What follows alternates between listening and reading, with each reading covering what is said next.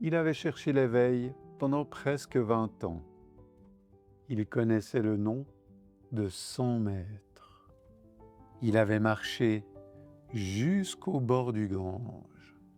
Il avait récité des milliers de mantras. Et pourtant, il n'avait jamais vraiment respiré. Son souffle était court, presque absent, comme si son corps lui-même avait quitté le présent, comme si même sa poitrine attendait quelque chose qu'il cherchait ailleurs. Il se nommait Arjun. Il était né dans une famille ordinaire, au sein d'une ville bruyante. Mais très jeune, il avait senti quelque chose, un espace derrière le bruit, une paix possible quelque part. Alors, il avait tout quitté.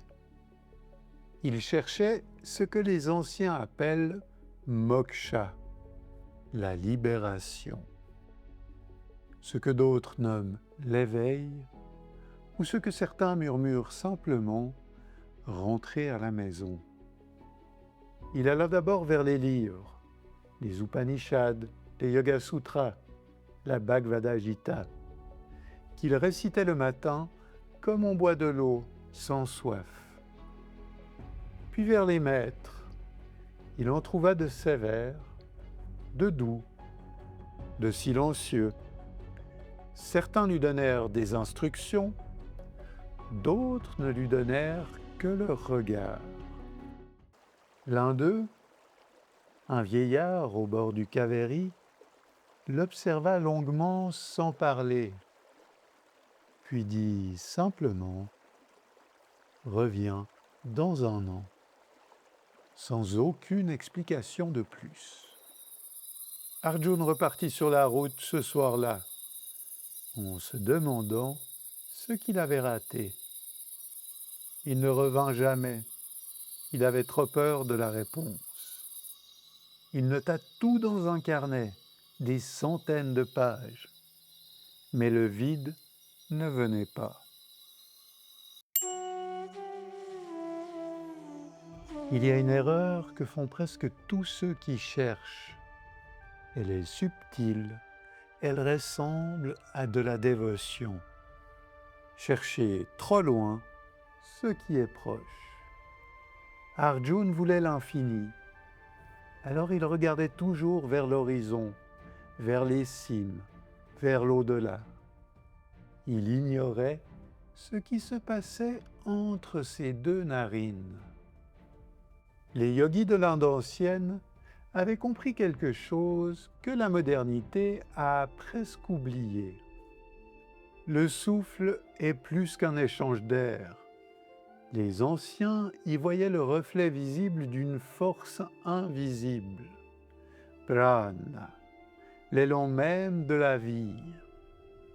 Pas l'air, pas l'oxygène, la force qui anime l'air. Et le chemin vers cette force commence à chaque inspiration. Pas à Bénarès, pas après 20 ans d'ascèse. Maintenant. Mais Arjun ne savait pas encore cela. Il ajouta d'autres pratiques. Plus d'heures de méditation, plus de jeûne, plus de mantras. Il cherchait l'éveil comme on cherche ses clés, partout sauf là où elles sont, dans sa main propre.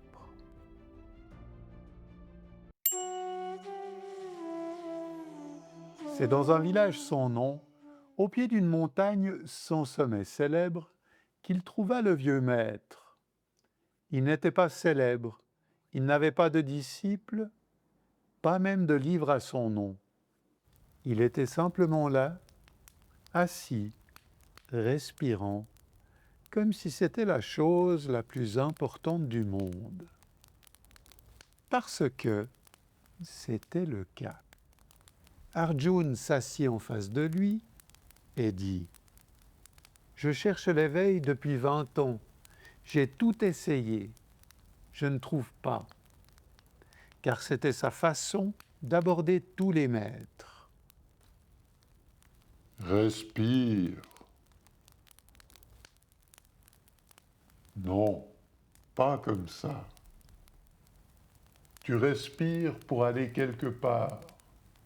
Tu veux atteindre le ciel alors que tu n'habites même pas ton inspiration. L'éveil que tu cherches, il est dans l'espace, entre le moment où tu inspires et le moment où tu expires. Il a toujours été là. Cette nuit-là, Arjuna ne pratiqua aucun mantra, aucune posture, aucun rituel. Il s'assit. Et soudain, quelque chose se défait en lui, pas un effondrement, un relâchement. Il réalisa qu'il avait passé 20 ans à essayer de devenir quelqu'un d'éveillé, sans jamais, simplement, être vivant. Il inspira lentement. Il sentit l'air entrer par les narines, frais, réel. Il sentit sa poitrine s'ouvrir, vraiment s'ouvrir, puis se poser.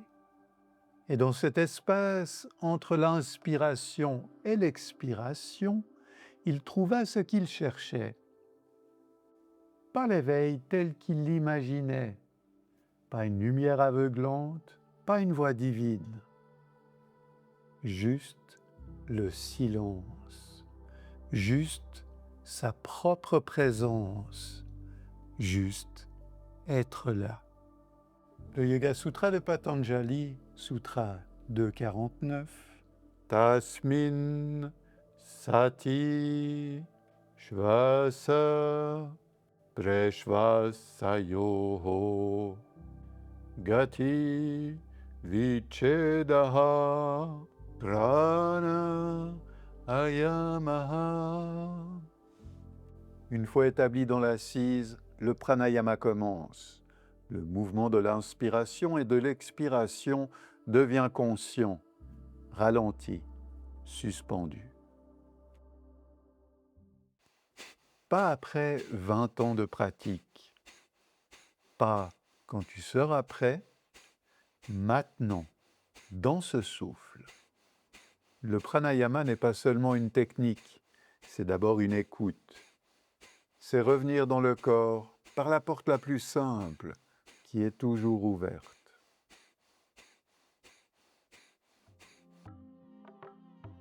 Le lendemain matin, Arjuna ne posa pas de questions au vieux maître. Il s'assit dehors, face à l'aube, et il inspira. Un souffle, un seul, et cela lui suffit. Et toi, quand as-tu respiré pour la dernière fois? Peut-être que le souffle n'est pas ce qui te maintient en vie, peut-être qu'il est ce qui te ramène à la vie. Si cette histoire t'a touché, partage-la avec quelqu'un qui cherche. Découvre nos pratiques de pranayama. Respire.